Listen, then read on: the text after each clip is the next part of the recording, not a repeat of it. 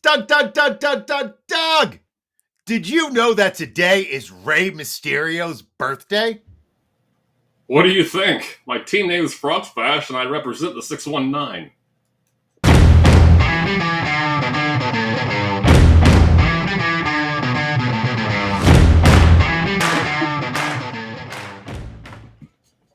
Some people will tell you to play it safe, but we're here to tell you to go all out.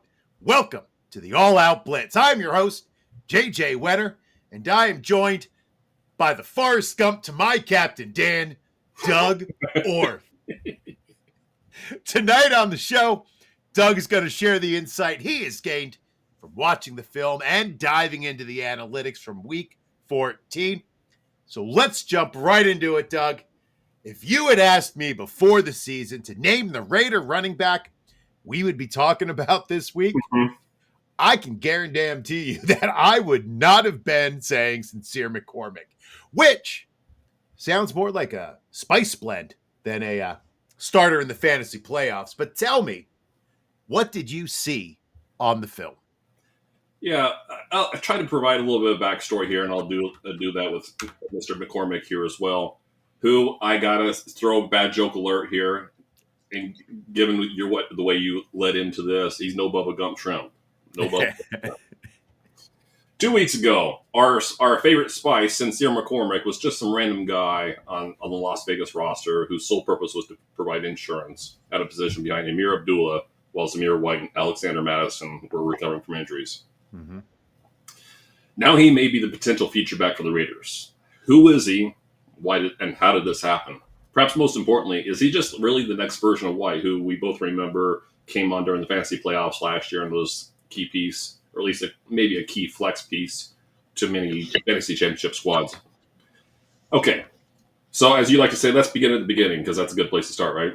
Very good place to start. Yes. It's not as if McCormick came out of nowhere. He's a two-time Conference USA Offensive Player of the Year. Over his college career, he accumulated 4,438 total yards, and 35 touchdowns during his 3-year college career, even posting consecutive 1,400-yard rushing seasons. Now, he went undrafted, given, he come from Texas San Antonio, so the Conference USA, you don't get a lot of high-end NFL talent out of there. And then, even worse, he saw his dream of playing in the NFL potentially dash before it started, not long after, when he tore his ACL and LCL during mandatory minicamp. We're talking like a couple weeks after he signs his UDFA contract. So anyway, McCormick then was the part of the final wave of cuts for the Raiders at the end of the next two preseasons, that being 2023 and 2024. So he didn't see his first regular season offensive snap in the NFL until week 12.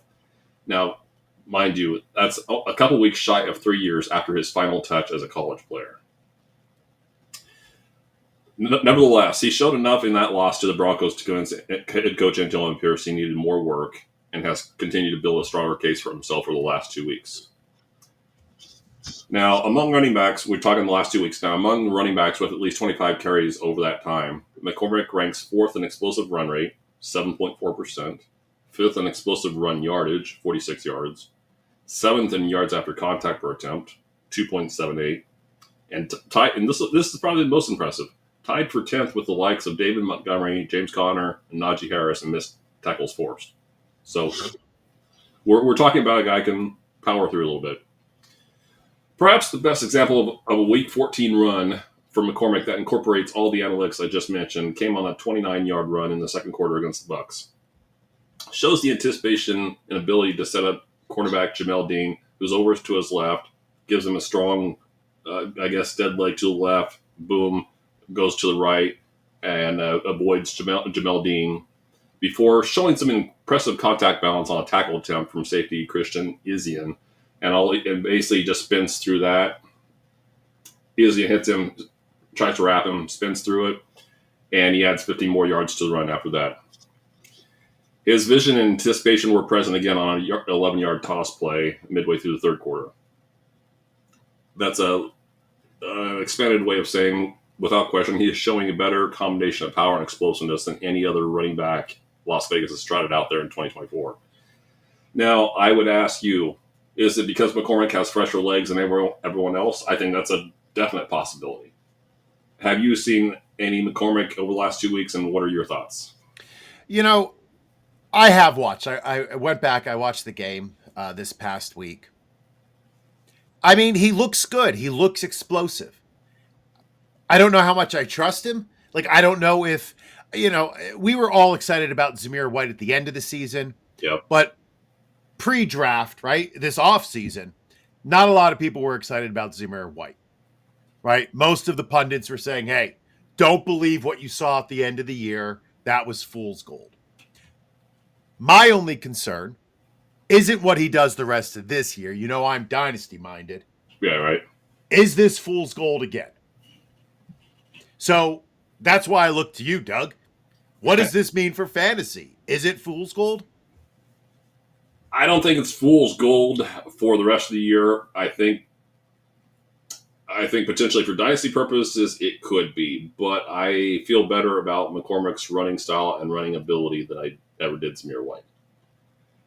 Okay, bring it back to redraft. No one is saying the Raiders will be an easy watch over the final 3 weeks of the fantasy season, especially if Aiden O'Connell, who suffered his knee injury last week, is forced to miss any time. That's still in limbo right now. Even if O'Connell doesn't miss any action, there is limited touchdown upside for every player in this offense anyway. That includes Brock Bowers and Jacoby Myers.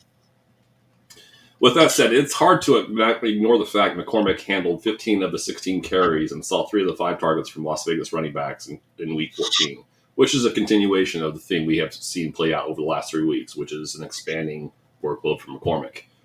It also does not get much better for a running back than Falcons, Jaguars, Saints during the fantasy playoffs. The last 2 of those teams rank inside the top 10 of most forgiving defenses against running backs. Now, my biggest apprehension is the one I'm going to mention here. Assuming the Raiders are more concerned about next year in developing McCormick and less concerned about reintegrating Madison into the offense that he is supposedly nearing a return, McCormick should make for a great flex or low-end RB2 option during the fantasy postseason. To that end, and then I'll wrap here. To that end, I did see today where, like I said, that Madison is getting back integrated into practice, or practicing more than he has in the past couple weeks. But the focus from Pierce is we're counting on McCormick the rest of the way. All right. Well, I'm in for the fantasy playoffs, but I'm really interested in the next play we're going to talk about. But before we do, let's give our hosts a little bit of love. Finish your season strong with IDP Plus. Visit idpplus.com. For a limited time, get 20% off any subscription. The promo code PROPS. We are so much more than just IDP. You get access to our tools, data, and tons of articles. And don't miss out on our subscriber Discord. So go to IDP Plus and start your march towards fantasy glory today. Now, Doug, I know that we were all excited about this next player during his rookie campaign, but he never quite fleshed out. Now, Alvin Kamara missed practice today. Kendre Miller is back.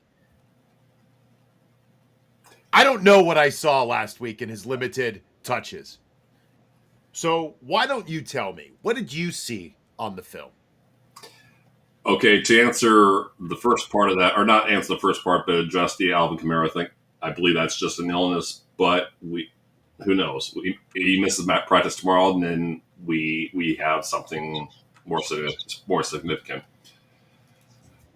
So, like you said here a couple seconds ago, we didn't get to see much of Mr. Miller last year. 2 words haunted Miller throughout the first year and a half of his pro career: injuries and doghouse. To be fair to former head coach Dennis Allen, and I do emphasize the former, it had to wear on Allen that Miller, who was drafted to complement Alvin Kamara, was rarely available. 8 games last year, 2 games this year before Allen got fired on November 4th. Nevertheless, sending Miller to injured reserve for a second time this season, a couple days earlier, just to punish him for a minor hamstring injury that, if you asked the coaching staff or players, didn't think was more than a 1-week issue. that was a little bit unnecessary and over the top, as I think. And good riddance to Dennis Allen if he's going to be that, be that vengeful or hateful or whatever. Anyhow, interim head coach Darren Rizzi promised Miller he had a clean slate upon his return from IR. Week 14 was the first time we got to see that, and we got to see Miller take advantage of his freedom. Now, 10 carries for 32 yards and a touchdown is not the stuff of legend, JJ. But it was more how the TCU product was involved that should have fantasy managers, I'm going to say, moderately excited for what is ahead. Following a 3-and-out on the team's first possession in Week 14, Miller checked in for the first time on the second drive and then capped off the third possession with an 8-yard score. Now, I like part of the design. The design is part of what helped get him in the end zone. And what that was is Kamara was flexed out to the slot. He came in motion, and you could see the defensive eyes were following Kamara as they should. But while the scoring play was designed to take advantage of that motion and the attention Kamara would draw, it's hard not to be impressed by the fact that Miller sidestepped the first tackle attempt, then basically drove the pile. And it wasn't 2 or 3 offensive linemen pushing him in. It was him pushing 2 or 3 defenders into the end zone. It was a pretty impressive 5-yard finish. There were at least 2 other rushing attempts. Now, granted, they weren't touchdown scores, and they weren't something that was going to make the highlight package anywhere. But there were at least 2 other rushing attempts that should have caught offense coordinator Clint Kubiak's eye against the Giants. Coaches love to see their running backs turn a poorly blocked play into positive yardage. On the first one that I saw, he dodged linebacker Patrick Johnson in the backfield, and we're talking, I don't know, a good half of the running backs would have been tripped up by that more or less, but he pretty much moved on as it was just a gnat or a mosquito, right? And then he turns upfield, and then he finishes off the run. We like runners who can power through and get 2 or 3 yards after contact, right? And that's exactly what he did here. Safety Tyler Newman grabbed onto him, and he took him for a little bit of a ride. That was an 8-yard gain. Miller then had another 9-yard run in the third quarter that showcased some of his ability to set up a defender and power through contact. So we're talking, if you didn't see him at TCU, we're talking about a powerful guy here. And he's more than just power. He's got some explosiveness to him too. I would say, comparing him to Sincere McCormick, he's more explosive with similar power, if that helps you at all. How effective was Miller in his first game back? Now, I think these will jump out to you too. Among running backs with at least 10 rush attempts last week, Miller finished in a tie with Chuba Hubbard for second in the league with 6 missed tackles forced, even though Hubbard had handled 16 more carries. 10 versus 26. He had the same number of missed tackles forced. Miller's 0.6 missed tackles forced per attempt led the same group, so he led the league last week in that metric. And this always gets me when I see this with running backs. While his 38 yards rushing after contact illustrates just how much work he had to do on his own on a day he ran for 32 yards. 38 yards after contact, 32 yards total. Yes, that's what we're working with here. Any other thoughts about Mr. Kendre Miller? A couple. One, I had to laugh. Our friend Pat Fitzmaurice had a quote in Fantasy Pros where he said he called the former coach a gaslighting menace and a putrid football coach. Yes. Now, Pat, don't hold back. Don't hold back. Well, when you were giving those stats, the first thing I thought of was, well, if you have to break that many tackles on 10 carries, Lord almighty, where's the blocking? Mm-hmm. Mm-hmm. And I think that sums up the New Orleans Saints this year, right? For Alvin Kamara to be great, he has to be amazing to put up those numbers. So am I excited to see Kendre Miller back and out of the doghouse? Absolutely. I'm looking forward to what he can do. But Lord almighty, he better have some sort of magic in those shoes or sprinkle some dust over his offensive linemen and get them playing a little bit better. So I don't know. I mean, would I feel comfortable starting him down the stretch? Oof. Yeah. I know the running back market right now, right? Like, we are starting some scary players. But now everybody's passed by, so we should have our starters back. So I don't know if I'm going to be dipping into the Kendre Miller bucket. But I don't know. What do you think about him for fantasy? Yeah, so much like McCormick above earlier, I should say, there isn't much to love about the offense Miller is attached to right now. And it makes you really think about how New Orleans started off the season. 91 points in the first 2 games. And this, as I recall, this is pretty much the same offensive line now. But what's gone, we were talking in week 1, week 2 about all the motion, the shifts, and whatever. I don't see any of that anymore. And we're probably not going to see it now with Derek Carr probably done for the year. Anyhow, the Saints wide receiver core consists of Marquez Valdez-Scantling, Cedric Wilson, and Kevin Austin. So, Go on. Well, yeah, we're not stretching the field. Well, we're stretching the field with MBS, but we're not stretching it probably effectively. The defense has given up an average of 389.5 yards in 4 games under Rizzi. I just mentioned Derek Carr. He could be out for the season with the hand injury he suffered in Week 14. Long story short, low-scoring games and negative game scripts should be the expectation. What this should mean is a heavy dose of the running game, or at least more work than New Orleans should expect Alvin Kamara to handle himself. The Saints also have little incentive to run Kamara into the ground with their playoff hopes hanging by a thread. Along with needing to see what it has in Miller, New Orleans could easily opt to put more on his plate over the final 2 or 3 games and make sure that the 29-year-old Kamara, who's on pace for a career-high 292 carries, enters the offseason healthy. Okay, with all that said, that exact scenario playing out seems unlikely. So I'm with you. Miller should be stashed and nothing more in fantasy until there's more evidence of an expanded role. I think that's fair. But there is something about Rizzi where last week he reminded me of Tom Coughlin when he was screaming at his punter like a madman. And I was like, oh, man. Like, I was kind of liking him. Like, he told, like, he had, like, the poop story from his first week. I was like, oh, maybe he's a personable guy.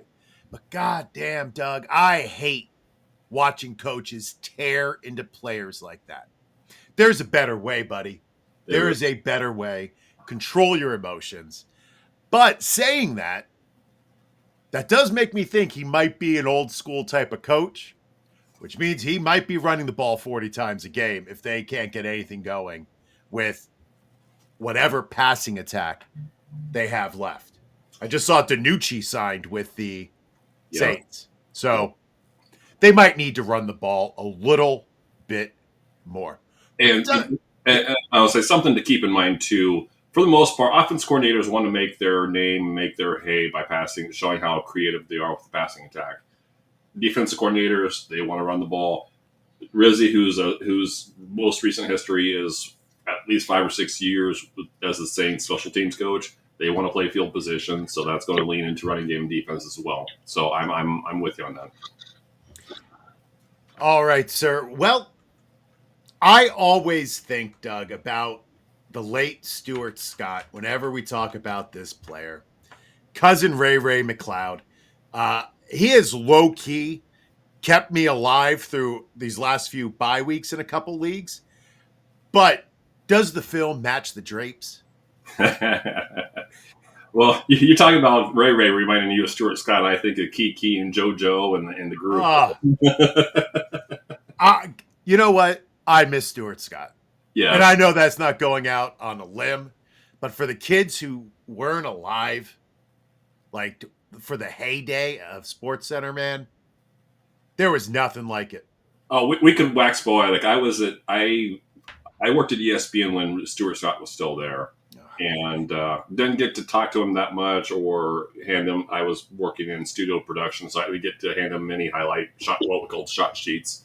Didn't get to do that much either, but as cool as the other side of the pillow, that's one that still reigns supreme in my head when I think about him. Anyhow, and you hear about all the good stuff that you can see in his daughters when his daughters speak at the on TV or at the award ceremonies, he raised him well. So anyhow, about Ray. Even in a league where players rise from anonymity to fantasy managers' wish list in a matter of weeks, there was really little reason to suspect McCloud would play a key role in Atlanta's offense this year. After all, he was a 2018 sixth-round draft choice who entered this season on his fourth team in 7 years. Falcons planned on him doing little outside of contributing on special teams in 2024, seemingly acquiring him as insurance in case Rondale Moore's durability issue struck again. And spoiler alert. Narrator, they struck again. Still, though, his path to relevancy was still blocked. Drake London was the team's clear alpha. Darnell Mooney joined the fray in free agency on a contract with an annual average value of $13 million. You knew he was going to be involved. Kyle Pitts was also going to be unlocked in new offense coordinator Zach Robinson's scheme. There was also talk about Bijan Robinson getting similar usage to Christian McCaffrey, especially in the passing game. None of that sounds like I've got 10 to 15% targets left for another guy. So anyway, McCloud was supposed to be the fifth best option at best in an offense led by a quarterback coming off a torn Achilles. Not exactly a recipe for success. Now, for the most part, London, Mooney, and Robinson have lived up or exceeded expectations. Pitts has not, which was exactly the opening that McCloud needed to be relevant. And he has taken advantage, ranking third on the team with 72 targets and tied for third in catches with Bijan Robinson with 53. As someone who checks in at 5'9" and 190 pounds, and the fact that he's survived in this league largely due to his ability to return kicks and punts, it should come as no surprise that McCloud wins with short area quickness and intelligence. One of my favorite plays as I was putting this article together, and probably my favorite play was the one I'm going to mention here. His biggest play of Week 14 came on a 27-yard catch and run in the third quarter, during which Cousins looks to the right, looks to the left, purposely stares at McCloud, who was stopped on his route. But I think it was part of the design too, because they both read zone, right? Well, then Blake Cashman, the Minnesota linebacker, shifts over to his right. McCloud sees that his current window is closing, so he jets across to now the vacated middle of the field, and then Alexa realized there was some coverage, made the catch over the middle with at least 5 yards of separation, then turned on the Jets for another 20. You could see the punt return skills. Just you know how it is with punt returner. They see an opening and they hit it. He showed off those same skills later in the third when he juked a pair of defenders in the open field for a 16-yard gain on a well-designed screen off play action. As you all know, we don't see a lot of screens run off play action, and certainly not to slot receivers. So it was nice to see him get along the sidelines and dodge a couple people. But 27 yards on the first play, 16 yards on the second play I mentioned. So why does it matter that Atlanta's third receiver had one good game, JJ? Well, his two best receiving yardage days of his career have come over the last two contests.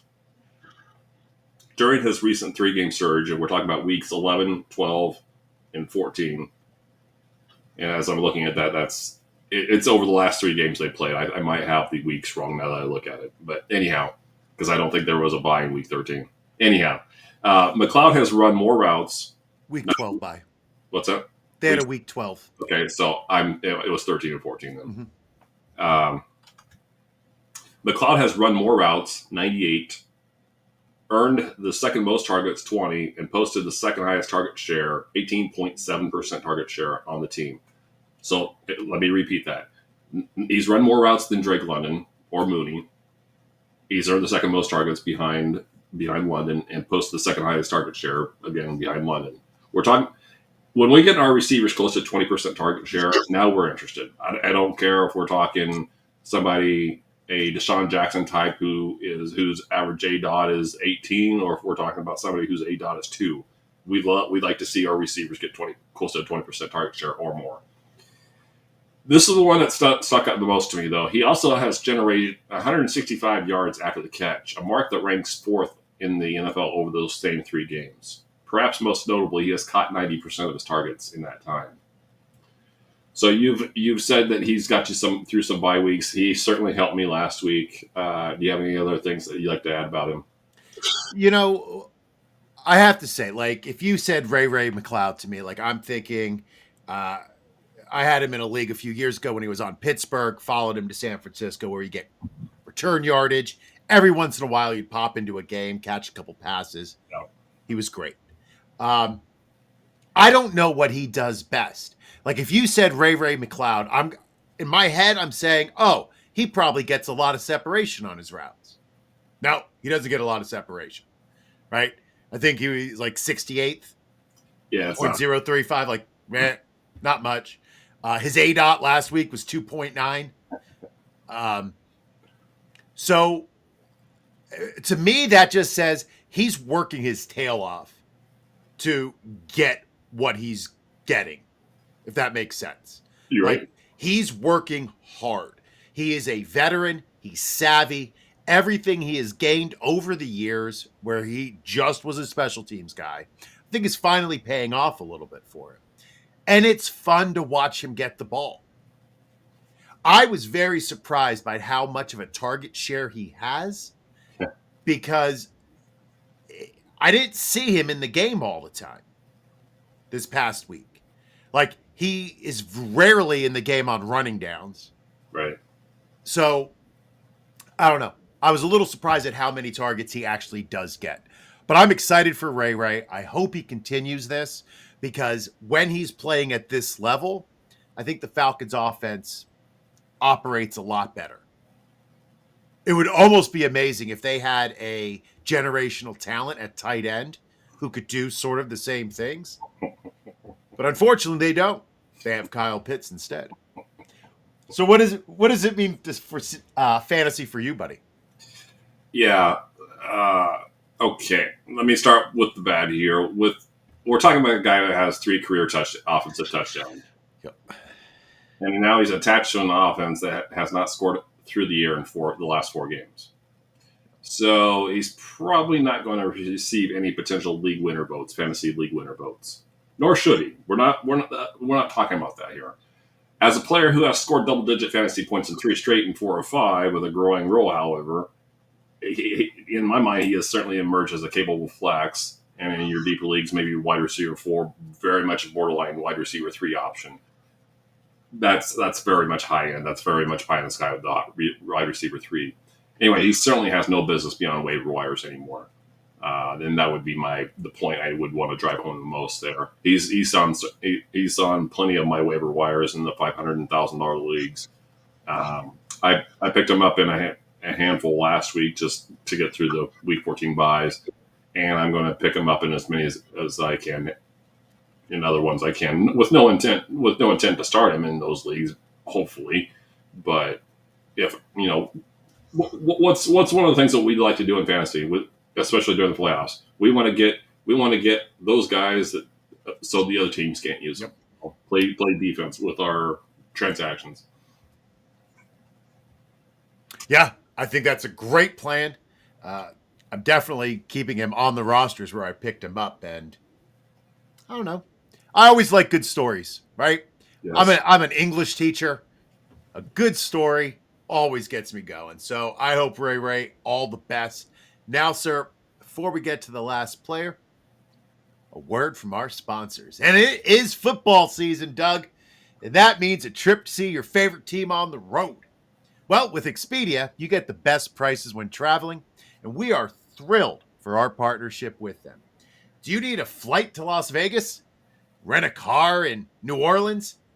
Or maybe a hotel room in Atlanta? Well, go to idpplus.com/Expedia and build the best package. Travel to the big game. All right, buddy. I was very excited for the Denver offense last year, and especially for the oft-injured Tim Patrick, who was coming off of an injury. When he went down, I thought that might be the end of him. 2 straight seasons, no snaps, injuries. Now he's back. Yeah. And Lord Almighty, does that make me happy. What does the film say about his recent resurgence? Yeah, so I'd like to talk a little bit more about the background that you touched on already here, but his career has been just what's the word for it? I don't know what the word is for it. But I mean, roller coasters should say that they have a sincere, a Tim Patrick type pattern, right? Oh, that's good. Yes, roller coasters. Yeah, that's exactly it. That's it. Man, Patrick is no stranger to adversity, as we've talked about. Okay, the San Diego native, of course. I won't say born and bred, but born in San Diego. He was sidelined for 17 games during his time at the University of Utah from 2014 to 2016, which unfortunately become a recurring theme for him in his pro career. He missed 8 weeks in 2019 with a broken hand before posting a pair of 50-catch seasons that convinced Diver to sign him to a 3-year extension. And I can remember in Dynasty, we were guarded, but I'll take a 27, 28, well, I think 26, 27-year-old at that time. Yeah, 3-year contract. We pair him up with Portland Sutton. Yeah, he'll be good bench depth, right? Yep. His next two seasons never came close to getting off the ground. He had the torn ACL on August 2nd, 2022. Then he tore his Achilles almost a year to the day later. So he comes back this year. We start hearing some positive talk from Sean Payton about how you can great leader or whatever. Anyway, then one of our alumni, shall we say, the emergence of players of like Devon Bailey in camp this summer made Patrick expendable in the Broncos' eyes, leading to his eventual release and then subsequent addition to the Lions practice squad shortly thereafter. He struggled to play over half the team's offense snaps until week 8, which again makes sense given what he's been through and coming over to Detroit when he did. Anyway, beginning with that week 8, he has been on the field more than 70% of the snaps 4 times. Over the 6-game stretch, again, beginning with week 8, he operated more of a field stretching role as evidenced by his team leading 13.6 ADOT. That changed against the Packers in week 14. Now we're talking about the 31-year-old Patrick. He ran primarily short routes. We're talking about 7.3 ADOT, almost half of what he had been doing, which led to a first read rate of 12.5%, which was on par with Amon-Ra St. Brown and Jahmyr Gibbs at 15.6, all those numbers from last week. His most successful route from that game against the Packers, based on the information in the Fantasy Point status suite, was the in route or the dig route. On his 5 such routes, he posted an average separation score of 0.6. It was the only kind of route he ran that night that generated a positive average separation score.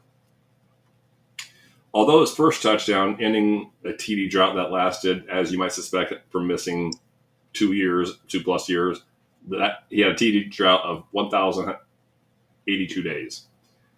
Came on a well-designed 3-yard hitch route that, and I don't know why teams don't do this more often. They're doing it more, but line up the primary receiver in the backfield. Give him, and that was Amon-Ra St. Brown. Okay, not only are you giving him a free release, definitely a free release, you're making the defense think, okay, the defensive attention is going to be on why is the receiver in the backfield, right? Absolutely. He runs out into the flat a little bit, does a little kind of out action, but move a little bit of a flat route, and Tim Patrick goes along with it a little bit, likes a little bit of a hitch, hooks it up, and you could tell the linebacker that was supposed to cover him got fooled, took one false step, and that was all. In the NFL, that's sometimes all you need is one false step, and that's what happened there. Now, having described that play, Patrick did his best work on the inner dig route, which we mentioned with the 0.6 separation. He went for 18 yards on a dig route that basically kickstarted Detroit's final touchdown drive, the final go-ahead, I guess you could say that, final touchdown drive. Then he capped off that same possession, and this was probably his best route. It was another inner dig route. quarterback, and I didn't get the name. I didn't feel like it was important for the article or for this pod, but the cornerback gives them inside leverage for anybody that doesn't. I hope that makes sense to most people. But if you got a receiver here, you play inside leverage with the idea that nothing's getting inside of you, so you're telling the receiver that okay. You're using the boundary as another defender. Yes. So he defeated inside leverage with an impressive release. So Juke gets the defender taking a false step again. Gets inside of his inside shoulder, then cuts in. And why was it impressive other than the fact he ran a good route? He's 6'4" and 210 plus pounds. It's not easy for those guys to just avoid contact, especially when a guy has inside leverage on a route you want to go inside on, right? And anyway, that was a touchdown from a yard out. So they ran that play out at the goal line, and he still created pretty impressive separation on a route he had no business getting open on. What have you thought about Tim Patrick's either increased role or what have you seen? What have you seen lately? I mean, he's getting some targets, but unless he scores touchdowns, he's right. What are his finishes? 39th in the past 4 games, 62, 39, 63. Yeah. And then 8 because he scored 2 TDs. So, yeah, if you could tell me he's going to score a TD each week, which is a possibility on that high-powered Detroit offense, but I wouldn't feel comfortable starting him in the playoffs. Right. Playoffs? We're just trying to win a game. But no, it's a great story. I'm so happy he's on a team. I am glad he's being successful. I hope he wins a Super Bowl. He's a great story. Once again, I'm back to the story, right? The narrative. But as far as starting him, I wouldn't start him. What about you? What do you think about him regarding in a fantasy framework? Yeah, we talked about this much different player, but similar summation with Marv Mims last week. Wasn't running enough routes, wasn't involved enough, so on and so forth. We're talking about a better offense here, but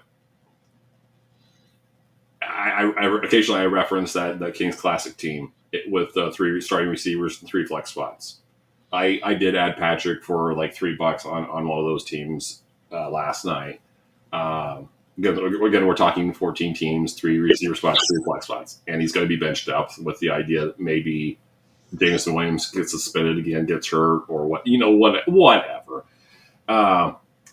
So I'm with you there. I'm with you on Patrick for the most part. Patrick's increased involvement is a great sign for his future in Detroit, or at least his immediate future. I can't speak to his 2025 and beyond future because he is an older guy with a lengthy injury history. But a route participation rate in the mid-50s will not get it done most weeks in fantasy, especially from a receiver. Perhaps this 2 TD effort in Week 14 bumps up his playing time, but where's it coming from? And it's not going to change the fact he's not going to push aside St. Brown, Jameson Williams, Sam Laporta, and Jahmyr Gibbs. We're already talking about how little Sam Laporta is involved. Now we're going to throw in Tim Patrick. Yeah. So he's behind those 4 guys at least, and he's probably more on level with David Montgomery in terms of in the passing game pecking order. As such, Patrick is a dicey bet to have even one more big game for his managers during fantasy playoffs. So, again, nice story. In deeper leagues, in very deep leagues, sure, add him. But that's where it stops for me. Yeah, definitely. In case of an emergency, break glass, and it has to be a pretty serious emergency. Oh, but that's a great story, Doug. But it is time to say goodbye and let people know where they can find us. And any final thoughts you may have, my friend, go ahead. Yeah. The article just dropped maybe 30 minutes before we went on air with this. So there's a chance you might see this pod before you see the article, which is great. But anyhow, for reference, please check out the article. I'm able to show the video to the plays that we reference on there. One of the things I want to do with this column is help managers learn more about the X's and O's and just in the overall football thinking, because better in real football, probably better in fantasy football, right? That's at least my thinking. Anyway, so like I said, the article just dropped earlier this evening. That was yesterday and today's task. Now I go to my FF Today responsibilities over the next 3 weeks, and over the next 3 weeks now I'll be doing Q&As for the fantasy playoffs.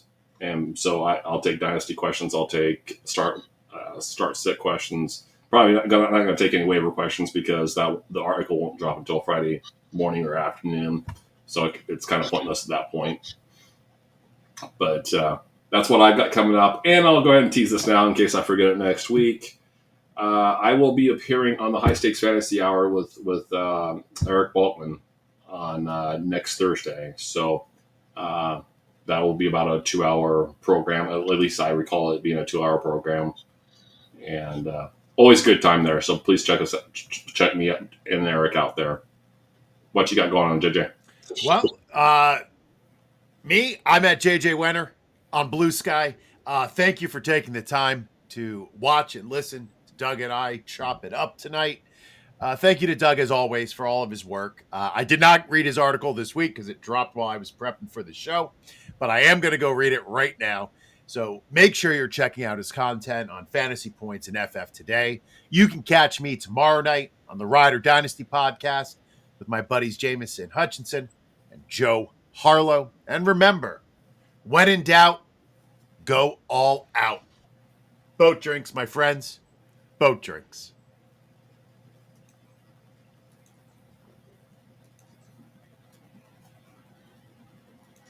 Thank you for watching the IDP Plus YouTube network. If you enjoyed this video, give it a thumbs up and don't forget to subscribe to our channel. Be sure to tap the bell icon to get notified whenever we upload new content.